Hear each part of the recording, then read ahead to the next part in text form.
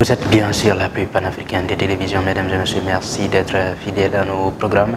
Au sommaire de cette édition, attaque contre la justice et les magistrats, le chef de l'État sonne la fin de la récréation. L'État en ce qui le concerne défendra avec fermeté la justice et les magistrats. Le président Macky Sall affûte ainsi ses armes. Clôture du projet PASPED, plus de 9 milliards de francs CFA financés en faveur de l'emploi des jeunes, fruit d'une coopération entre le Sénégal, l'Union européenne et l'Italie. Enfin, région de Kaolack, les sections de l'AFP démontrent l'éventuelle troisième candidature du président Macky Sall pour les prochaines joutes électorales. Les pages internationales et sportives viendront ensuite clôturer ce journal. C'est tout pour le sommaire. Bonsoir et bienvenue à tous. Suite à la dernière sortie du leader de PASTEF, Ousmane Sonko, le chef de l'État Macky Sall, qui présidait ce lundi la cérémonie solennelle de la rentrée des cours et tribunaux, a sifflé la fin des attaques contre la justice elle-même et les magistrats. Pour le président Macky Sall, la restauration de la confiance des citoyens envers la justice n'est pas un sujet nouveau. Son Excellence Macky Sall. Mesdames et messieurs, c'est l'occasion pour moi de vous réaffirmer mon engagement à poursuivre les efforts allant dans le sens du renforcement de l'état de droit, dont l'amélioration du fonctionnement du service public de la justice fait partie intégrante. Le sujet est important, mais nous avons une grande réflexion sur la question de la médecine. C'est pourquoi, en ce qui concerne la justice, je voudrais simplement dire que, conscient du rôle de la justice comme rempart, nous avons mis en œuvre un vaste programme national qui permettra la réception dès cette année 2023 de 11 ouvrages devant abriter des palais de justice, dont la Cour suprême, dans le cadre du programme de la modernisation des infrastructures du ministère de la Justice. Ce programme inédit pour la justice, d'un financement global de 250 milliards propre, sur le budget propre de l'État, se poursuivra jusqu'en 2027 avec la réalisation de 69 infrastructures, notamment des cours et tribunaux, établissements pénitentiaires et autres structures connexes. La confiance des citoyens en la justice n'est pas une exclusivité de notre pays.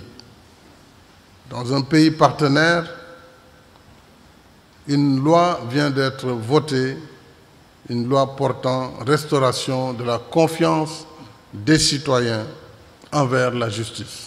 Défaillance et fonctionnement défectueux du service public de santé, le président de la République clarifie sa vision en la matière et donne des instructions fermes pour l'amélioration du service public de santé. Nous suivons à nouveau le président Macky Sall. J'ai pleinement conscience de ce que représentent les dépenses de santé dans nos familles. Chacun de nous, même ceux qui sont censés pouvoir joindre les deux bouts, peut le ressentir dans son propre environnement, a fortiori les moins nantis et les couches sociales les plus vulnérables. Bien sûr, la solidarité familiale est toujours présente, mais dans bien des cas, elle ne suffit pas. Il faut alors faire jouer la solidarité nationale pour que le fait d'être démuni ne soit pas un obstacle insurmontable à l'accès aux soins de santé. Voilà tout le sens de ma vision en la matière. Il nous faut par contre mieux organiser notre système de santé pour le rendre plus performant, en relevant ses résultats à la hauteur de nos investissements. Comme je l'ai indiqué dans mon message à l'occasion du Nouvel An, en même temps que nous investissons dans les structures et les ressources humaines, nous devons réformer et améliorer la gouvernance du secteur de la santé par sa digitalisation intégrale, y compris le système de couverture sanitaire universelle, la mise en place de contrats de performance pour les hôpitaux et la révision de la convention hospitalo-universitaire. Digitalisation sanitaire, 1,5 million de dossiers de patients est visé dans le nouveau programme par la mise en place d'un cadre informatique avec l'ensemble des acteurs qui gravitent autour de la santé. Ce programme devrait simplifier la consultation et le recours aux soins.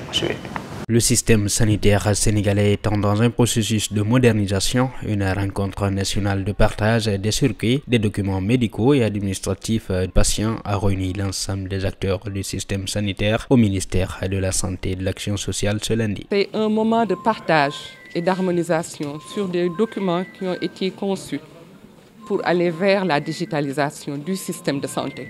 Parce que l'heure est à la digitalisation. Il y a eu beaucoup d'initiatives. Il y a des initiatives parcellaires, mais c'est le moment de mettre un cadre d'harmonisation pour pouvoir être interopérable avec tous les autres secteurs tels que l'état civil, l'assurance maladie, l'université également est avec nous à cette rencontre, ainsi que les responsables de la santé au niveau des régions. Sous l'initiative de la cellule de carte sanitaire et sociale de la santé digitale et de l'Observatoire de la santé, le rendez-vous d'échange vise à une harmonisation des documents. On ne peut pas informatiser des documents qui ne sont pas harmonisés. Chaque hôpital, par exemple, pour le bulletin de radio, a son bulletin avec ces informations. Ce n'est pas conforme avec les autres hôpitaux. Donc, ce qui fait qu'on a dit, d'abord, il faut réunir tout le monde, qu'on discute sur quelles doivent être les informations d'un bulletin de radio, d'une fiche de soins en chirurgie, etc. Donc on a discuté de tout ça et aujourd'hui on est là pour que ce travail d'harmonisation soit partagé, pour que les gens puissent quand même regarder et donner leur accord avant qu'on ne passe à ce qu'on appelle l'informatisation de ces documents-là. La mise en œuvre de ce nouveau système révolutionnaire dans le secteur sanitaire entend s'appuyer sur le programme Dossier Patient Partagé.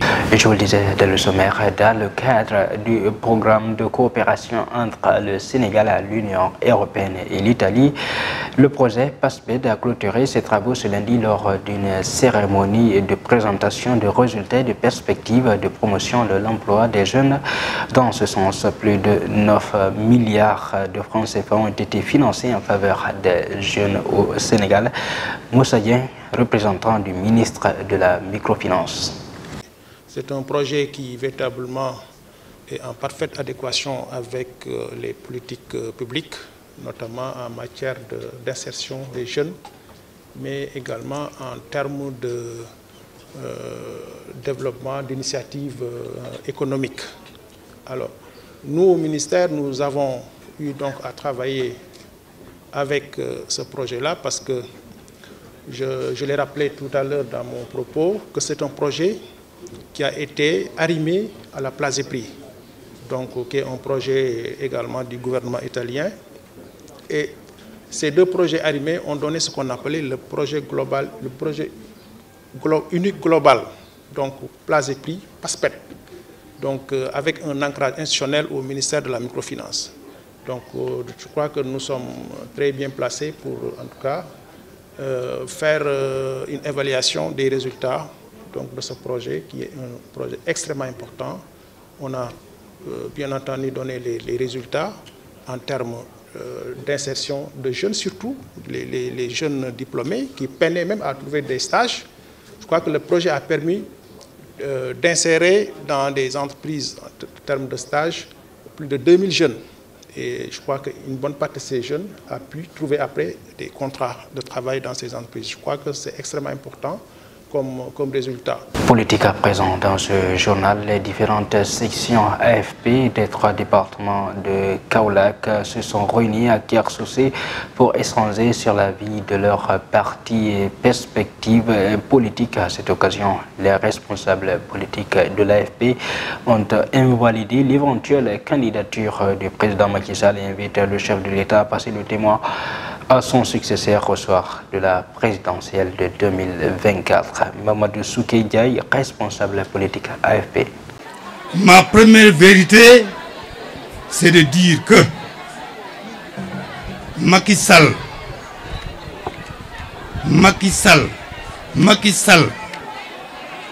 ne peut pas et ne doit pas être candidat à l'élection présidentielle de 2024.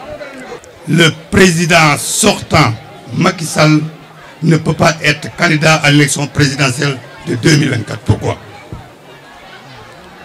Moi, en tant que député, j'ai voté cette constitution, ou cette partie de la constitution, à l'article 27 alinéa 2. Nul ne peut exercer plus de 2 mandats consécutifs. Ceux qui comprennent le français savent que cette phrase-là est encadrée. À la borne inférieure, l'encadrement, c'est nul. Nul exclut tout. Et à la borne supérieure, 2 mandats consécutifs. Donc, qu'il fasse un mandat de 1 an, plus un mandat de 50 ans, c'est la même chose. Il est fermé, il est bloqué. C'est ça la vérité. En bref et en image, grosse saisie de drogue des autorités sénégalaises. La marine sénégalaise renseigne avoir saisi plus de 800 kg de cocaïne le 22 janvier dernier. Le patrouilleur de haute mer de Kédougou a intercepté un navire avec 805 kg de cocaïne à 335 km au large de Dakar, informe la marine. À présent, place à l'actualité internationale. République démocratique du Congo, une nouvelle attaque des ADF fait des dizaines de morts près de Béni. La France rapatrie 15 femmes et 32 enfants des champs de prisonniers idéalistes en Syrie. Enfin, la Californie endeuillée par une deuxième fusillade en 2 jours. Yakhra Gueye. L'est de la RDC à nouveau en proie. Au moins 24 civils ont été tués et une dizaine d'autres kidnappés dans une nouvelle attaque attribuée aux forces démocratiques alliées dans le territoire de Béni. L'attaque a eu lieu dans la nuit de dimanche 22 à lundi 23 janvier dans le village de Makungwe. Selon l'armée, les auteurs de l'attaque fouillaient les offensives des troupes congolaises et ougandaises lorsqu'ils ont été surgis dans le village de Makungwe autour de 21h30. Paris a rapatrié dans la nuit du lundi 23 au mardi 24 janvier 15 femmes et 32 enfants détenus dans les camps de prisonniers djihadistes dans le nord-est de la Syrie. À leur arrivée, ils ont été remis au service judiciaire et de protection à l'enfance. Les 37 sortissants français étaient détenus dans le camp Rose, un cas contrôlé par les forces kurdes à une dizaine de kilomètres des frontières irakiennes et turques. Comme c'est souvent le cas aux États-Unis, une fusillade de masse en suit une autre. Cette fois-ci, c'est dans le comté de San Mateo au sud de San Francisco que la mort a frappé de nouveau un homme de 67 ans et actuellement en détention après s'être rendu de lui-même. Il aurait tué 7 de ses collègues travailleurs agricoles dans 2 expositions proches, selon les autorités. Ce nouvel événement tragique suit de très près. Celui-ci est intervenu dans la ville à majorité asiatique de Monterey Park, près de Los Angeles, et dont le bilan a été relevé à 11 morts après le décès d'une personne des suites de ses blessures. C'était tout pour l'actualité internationale. Maintenant, place à l'actualité sportive et tournoi UFOA pour démarrer. Les Lions du Sénégal écrasent la Gambie 4-1 et se qualifient ainsi en demi-finale. Pape Matar Sarr est tout proche d'une arrivée à l'Espagnol Barcelone. Enfin, le Real Madrid serait déjà en train de préparer l'après Ancelotti. Toujours Yakhra Gueye pour les explications. Marron, l'actualité sportive, mission accomplie. L'équipe nationale féminine du Sénégal n'a pas encore disputé son dernier match de poule qu'elle est déjà qualifiée pour les demi-finales du tournoi UFOA avec autant de victoires en 2 sorties. Après avoir donné une leçon à la Guinée 4-0, samedi, les Lions ont décroché un nouveau et convaincant succès 1-1 devant la Gambie qui avait pourtant balayé relayé la Sierra Leone sur le même score lors de son premier match dans cette compétition qui se dispute au Cap-Vert. L'avenir à court terme de Pape Matar Sarr à Tottenham reste toujours en suspense. Malgré avoir émis à plusieurs reprises le souhait de le retenir, le technicien italien pourrait changer le plan et envoyer maintenant en prêt à l'Espagnol Barcelone. Le club catalan, actuellement 13e de la Liga, aurait déjà transmis offre à Tottenham. Il reste une semaine dans ce mercato pour assister à l'aboutissement ou non de ce dossier. Enfin, pour terminer, le Real Madrid est déjà en train de préparer l'après Carlo Ancelotti. Le technicien tout récemment arrivé dans son club semble faire l'unanimité chez les merengues. Xabi Alonso, ancien de la maison, il n'aura aucun mal à s'adapter. Moins performant cette saison, le Real de Madrid de Carlo peine à convaincre. Second en Liga avec un style de jeu qui laisse à désirer, le technicien italien pourrait être remercié en cas de contre-performance, que ce soit en Ligue des Champions ou en Liga. C'est tout pour l'actualité sportive. Merci Yahara pour tous ces détails. Mesdames et messieurs, voilà qui m'a fait cette édition d'information. Tout le plaisir a été pour moi de vous servir. Restez en compagnie des programmes de la Tempo Africa TV, les meilleurs.